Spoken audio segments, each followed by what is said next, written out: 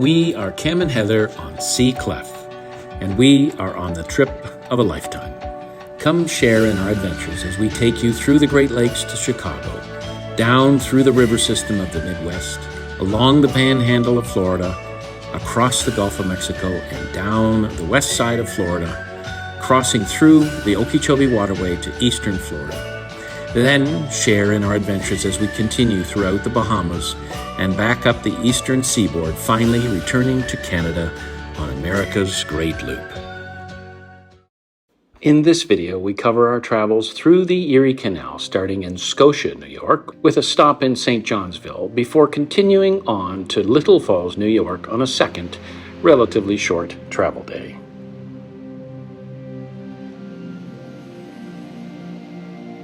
We traversed 10 locks. You'll see the green pins on this journey. We're now approaching lock E8. Here we're the only boat.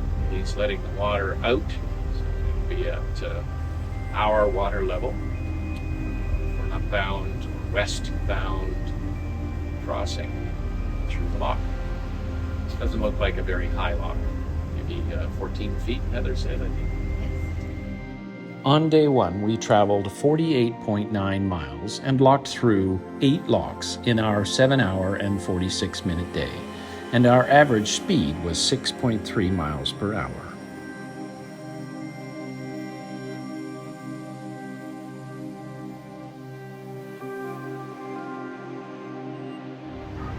Well, we're pretty well underway again. We had a little bit of a mechanical issue at the lock here, where the lock had a mechanical issue, but the gates are about to open. I'm going to go get rid of my line, which I was cheating on a little bit, and get it out of here. Heather's ready to let go of hers, and I'm going to go to the bridge.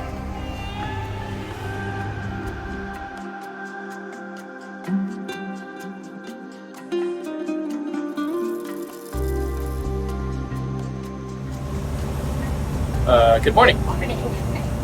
We stayed at Scotia last night. We are underway. We did lock E8 a little while ago, 5-10 minutes ago. Is the Scotia Lock and Dam. Scotia Lock and Dam. And so we are, well, it was nice. We rated about a mile ahead. The guy said, I'll prep the lock for you. We had nobody with us in the lock, but the attendant said he would radio E9, let them know we were on our way. It's about 5 miles between E8 and E9. So we're headed to the next lock, and presumably or hopefully he'll be there. So the Scotia Lock was only 14 feet up, and Rotterdam is 15 feet up. So that was a little bit easier to manage. The lines weren't long enough, at least for me, to get around the cleat. Yeah, we couldn't tie them on the cleats. But it was easy enough to hold on. Yeah. So you see we are both wearing our life jackets. Usually you just see me in mine. I wear mine on big water. But when you're going to a lock, you are required by law to wear your life jackets. Lots of low bridges, 20 to 21 foot clearance. We did break our antenna. With one that there was too many things going on, and there was a lot of current, and I was really not looking at the bridge from wow, that's too low. It seemed okay, but I completely forgot about our antenna. So in his defense, the antenna had already been like up and down a couple of times, and I think sometimes we just forget whether up or down. Anyway, it's a pain being able to communicate with the locks when the antenna is down, because they can't hear you. So you need the antenna up, but then you come up to bridges such as the one we have ahead of us. We've got a downbound boat. All right, I have to steer.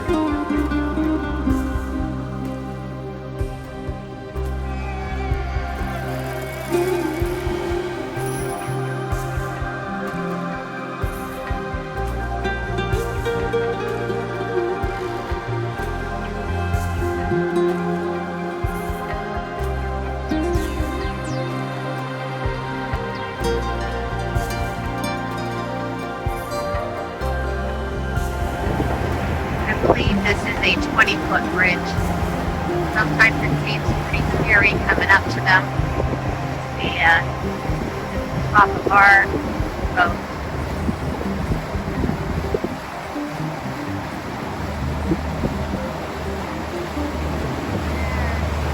Got a couple beach clearance.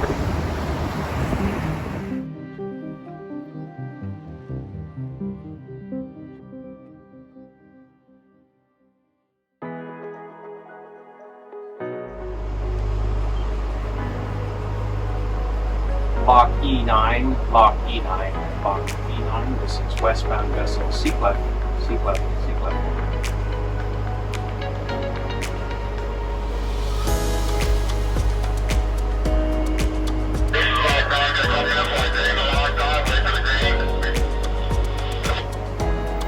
Copy that, thank you. We're just approaching Lock E9, the Rotterdam Lock. They are just dumping their water so they can bring us in. Not sure why they were full of water, because we had spoken about the lockmaster from E8 told us that he let him know that we were coming, and there was an eastbound vessel going through, which meant that they were already down, so they must have refilled, but there's been no boats ahead of us. So I don't know, maybe they just default to having it up and filled as opposed to in the lower position. Anyway, we're approaching, we're waiting for a green light and for that turmoil of water to stop.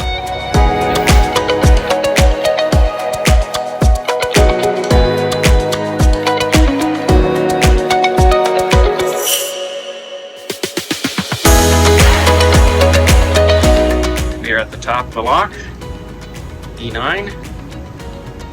Our next lock is, according to the sign up ahead, 6 miles away, westbound, pretty well level. It was a bit challenging to keep the boat up against the wall. We had to really pull on the lines to bring ourselves in. Quite the swirling.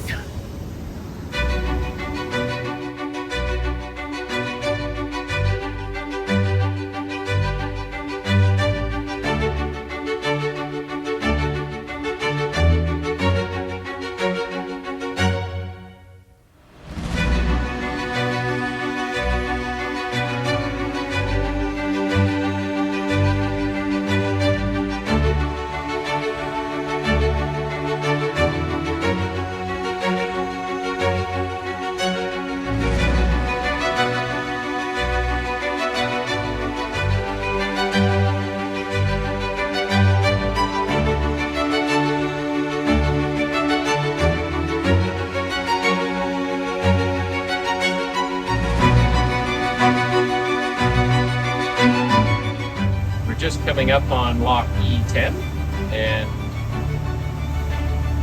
bring it down a little as we approach, and beautiful smell of flowers in the air. Not sure what it is, probably jasmine. But nice thing about Lock 10 today is that the gates are open and the light is green on our approach.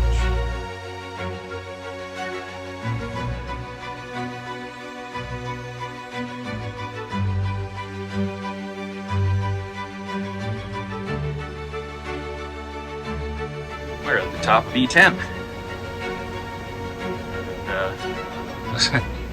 Sign for E10's not looking to be of the same caliber as some of the other ones we've seen. We are at the top. Got some logs that we had to avoid over here, and there's a couple ahead of us as well that we need to be careful of. There's the falls. Got a 15-foot lift today.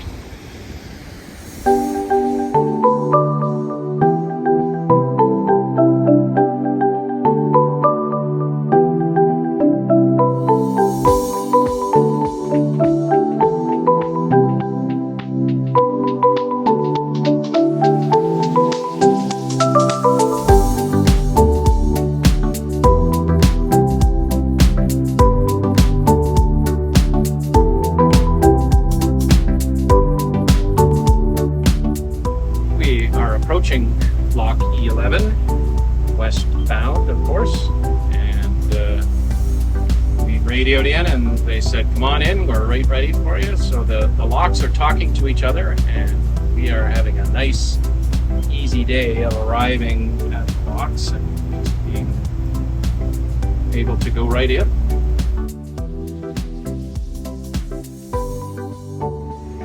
We're in E11, and one of the things you want to really pay attention to is to make sure that you pick lines, if you can, that don't have these holes that are in the walls, because your fenders can get stuck in them.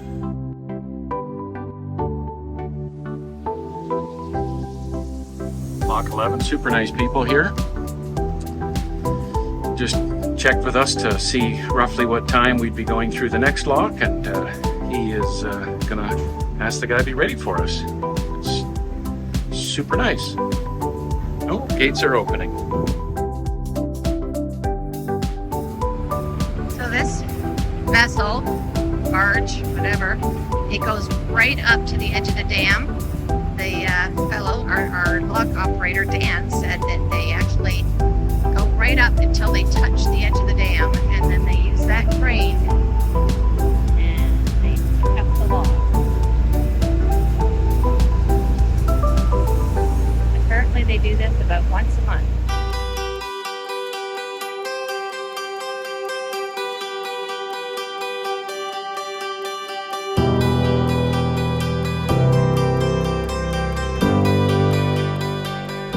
Here we are approaching lock E12.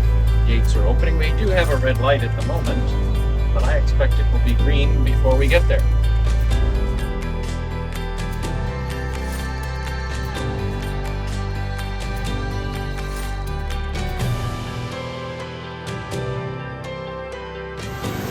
We're at lock 12, which is a 12-foot lift. Is it not, Heather? 11-foot lift. And just getting to the top of the lock now, and we'll be underway shortly.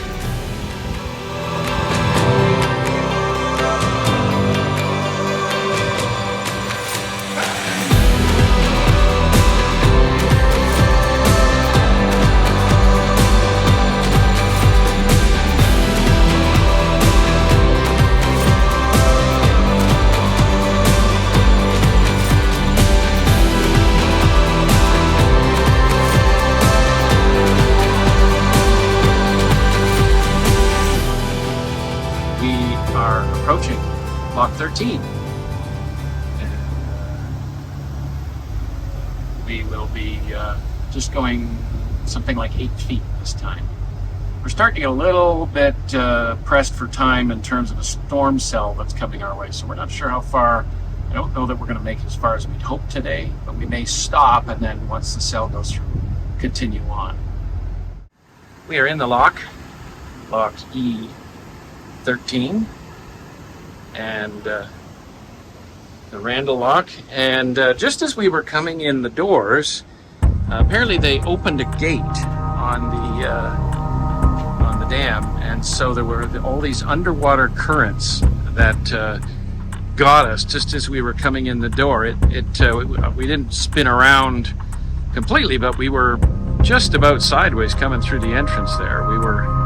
Fortunately, we were okay, but it was a little alarming trying to navigate the debris that you find in the locks, as well as the current that suddenly got us, that you couldn't see. The lockmaster was a little surprised too. He said, we do see that now and then, but he said that was a good one. So anyway, we are in now. Battery died just as we were coming in on our time lapse, so we've got it back up and running again, and it looks like we're filling already. Instead of grabbing the lines like we have been doing for the last 12 locks, this time we took a pole.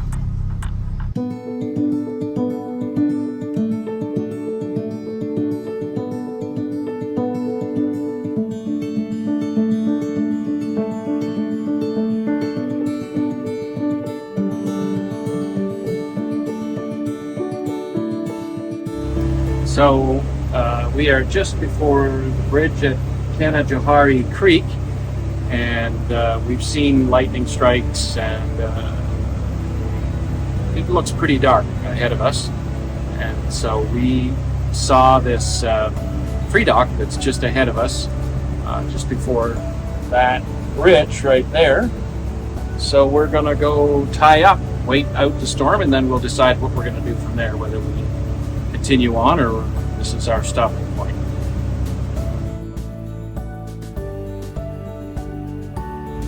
We are on final approach to Lock 14. We don't have a green light to come in yet, but he did reach out to us in advance of our arrival, advising us that he would get it ready. We had not planned to go through. We were going to tie up at a dock because there's a storm that's just ahead of us, but he suggested that it would be better to be tied up on the other side of this lock. So we're going to continue on, go through the lock, and then tie up and wait for the storm to pass.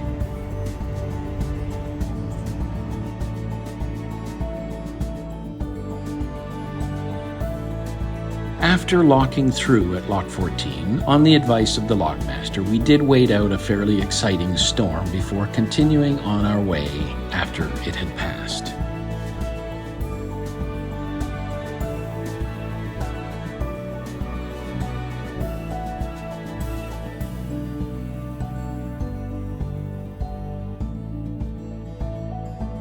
We are approaching Lock 15 in the rain. Kind of yucky out, but we stopped after Lock 14 to ride out the thunderstorm, but now we're just in some rain, so we're persevering. This is our last lock of the day.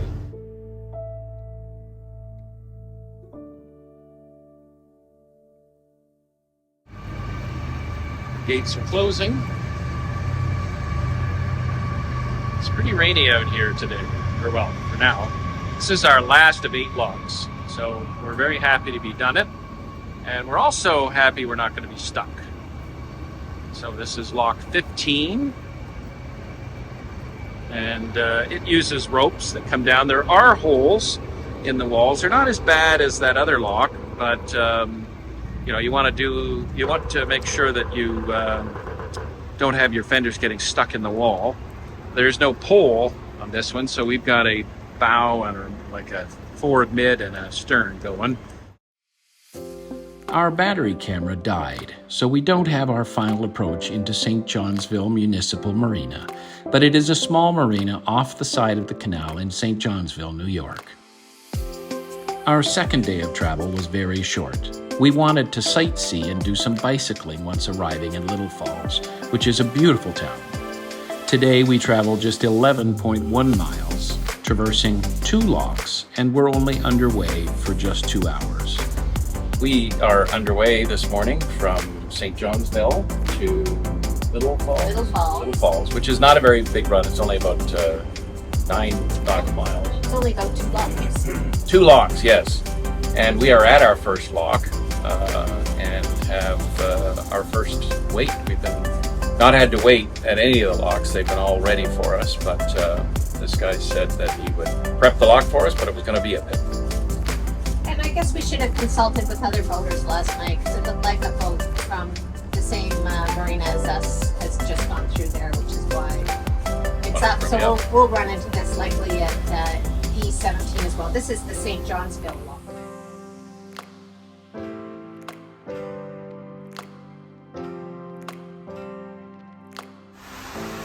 We are in the St. Johnsville lock, Lock 16. The walls are in fantastic shape.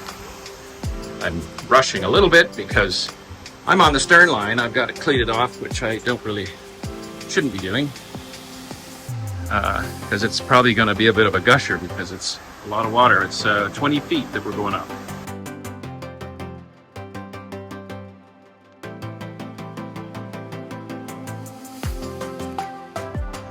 We're at the top of Lock 16.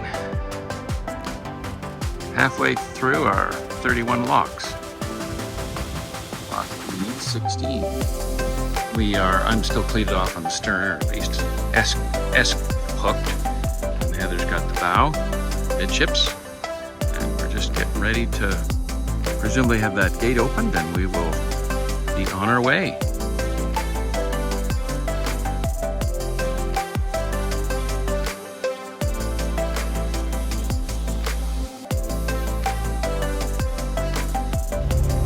We are approaching guard gate 3, which is in the lifted position.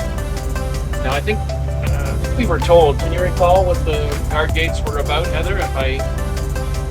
Keeping the river, just keeping it separate, because I guess lots of... It's between the canals that are dug out and the Mohawk right. River? Yeah. Yeah, and there's lots of debris as well. That they're able to keep out by having the gates in here. The vertical clearance on this gate is 24 feet, and it's 55 feet wide.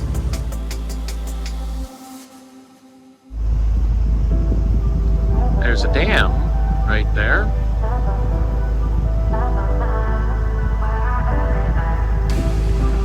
I guess that's the other side of the river from where we locked through.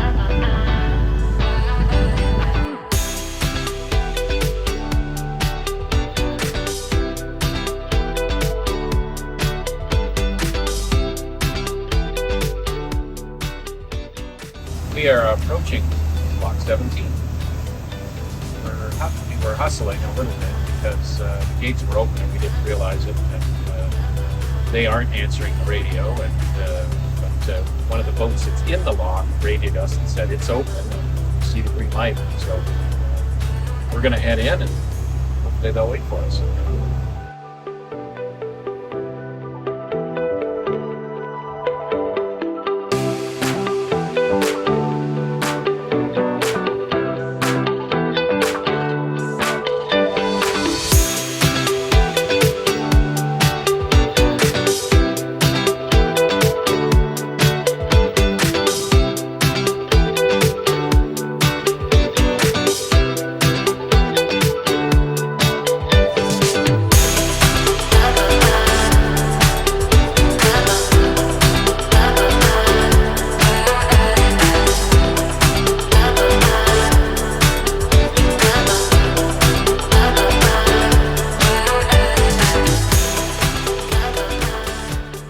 So on one side of us, it seems clear that the rock wall has been blown away to let us be in here.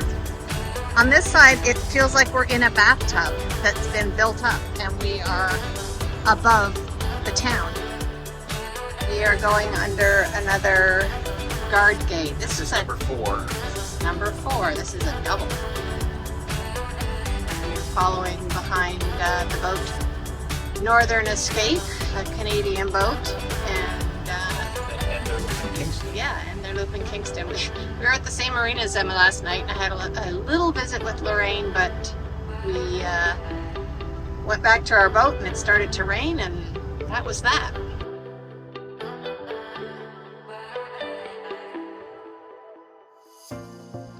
We are tied up at Little Falls, where they have 50 amp hookup on this side as well as some 30s, and then over on this side they've got 30 amp power hookup, and I'm not sure what's up further up. There's no pump out here. There is, as I said, power and water, and we check in over here. We're gonna be, it's a public dock, but we're gonna go in and check out Little Falls and get our bikes out and do some riding around.